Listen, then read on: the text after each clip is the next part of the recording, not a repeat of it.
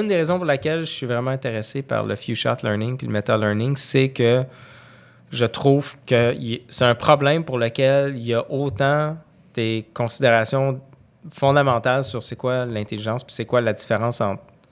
C'est quoi le gap entre notre aptitude à apprendre des choses rapidement puis celle de la machine. Et aussitôt qu'on fait du progrès là-dessus, ça a de la valeur. Initialement, mon inspiration, en fait, derrière le problème du few-shot learning, c'est que j'étais à Twitter, en fait, puis il y avait des...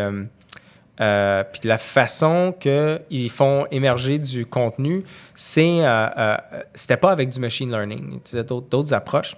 Puis ça me semblait être plus pertinent. En fait, c'est peut-être plus vrai maintenant, là, mais...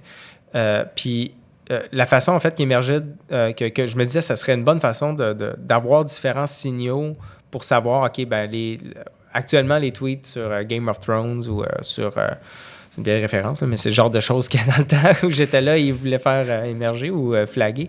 Ça serait de trouver quelques exemples positifs de tweets sur ce sujet-là, puis d'entraîner un système de machine learning là-dessus.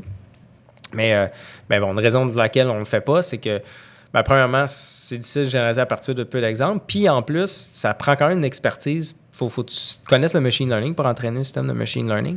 Fait que le few-shot learning, ça me permettait d'essayer de développer des systèmes qui allaient résoudre ces deux problèmes-là. Qui sont comme, tu sais, aussitôt que ça fonctionne un peu, là, je pense qu'il y a plein d'applications. Fait que ce problème-là, une des raisons pour lesquelles il me fascine, c'est la partie plus comme, pas théorique, mais ou théorique ou fondamentale. Mais aussi parce qu'on en a besoin. Là. Puis c'est pas si... on parle pas on n'essaie pas de résoudre le AGI. Là. C'est un problème quand même assez pratique. Dans nos recherches, c'est genre avoir un système qui classifie des images où tu as 5 exemples par classe puis 5 classes. T'sais. C'est quand même assez comme ancré dans quelque chose de concret. C'est la classification d'images. Il y a plein de gens qui veulent des classifieurs d'images pour certaines catégories qu'ils veulent choisir. Fait que tu sais, je te dirais que oui.